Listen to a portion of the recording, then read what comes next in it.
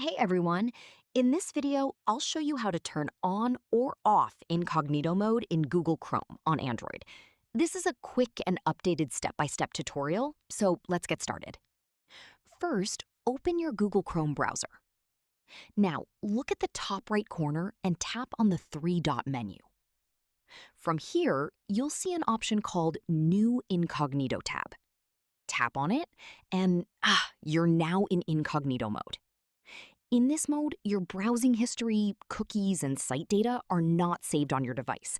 However, keep in mind that your activity may still be visible to websites, your internet provider, or your organization.